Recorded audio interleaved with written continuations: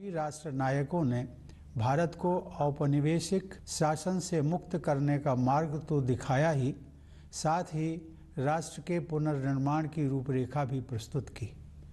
उन्होंने भारतीय जीवन मूल्यों और मानवीय गरिमा को पुनः स्थापित करने के लिए भी भरपूर प्रयास किए।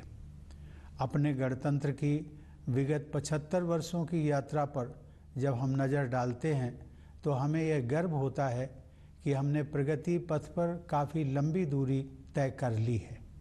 गांधी जी ने हमें यह सिखाया है कि गलत दिशा में तेज़ी से कदम बढ़ाने से अच्छा है कि सही दिशा में धीरे ही सही लेकिन सधे हुए कदमों से आगे बढ़ा जाए।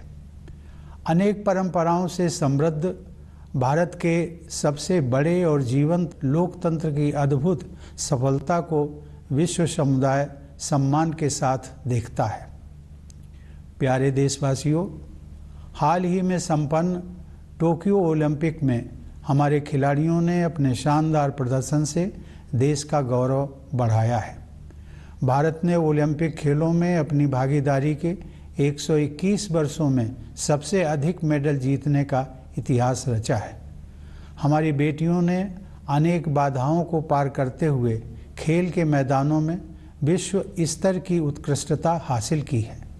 खेल कूद के साथ साथ जीवन के हर क्षेत्र में महिलाओं की भागीदारी और सफलता में युगांतरकारी परिवर्तन हो रहे हैं। उच्च शिक्षण संस्थानों से लेकर सशस्त्र बलों तक, प्रयोगशालाओं से लेकर खेल के मैदानों तक हमारी बेटियां अपनी अलग पहचान बना रही हैं। बेटियों की इस सफलता में मुझे भविष्य के विकसित भारत की झलक दिखाई देती है। मैं हर माता पिता से आग्रह करता हूं कि वे ऐसी होनहार बेटियों के परिवारों से शिक्षा लें और अपनी बेटियों को भी आगे बढ़ने के अवसर प्रदान करें। पिछले साल की तरह महामारी के कारण इस वर्ष भी स्वतंत्रता दिवस समारोह बड़े पैमाने पर नहीं मनाए जा सकेंगे, लेकिन हम सबके हृदय में हरदम भरपूर उत्साह बना हुआ है। हालांकि महामारी की तीव्रता में कमी आई है, लेकिन कोरोना वायरस का प्रभाव अभी समाप्त नहीं हुआ है।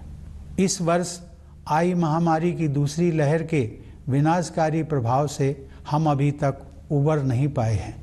पिछले वर्ष सभी लोगों के असाधारण प्रयासों के बल पर हम संक्रमण के प्रसार पर काबू पाने में सफल रहे थे। हमारे वैज्ञानिकों ने बहुत ही कम समय में वैक्सीन तैयार करने का कठिन काम संपन्न कर लिया। इसलिए इस वर्ष के आरंभ में हम सब विश्वास से भरे हुए थे, क्योंकि हमने इतिहास का सबसे बड़ा टीकाकरण अभियान शुरू कर दिया था। अन्य खबर पर हमें नजर करिए। वढवाण અને થોળનો રામસર સાઇટમાં સમાવેશ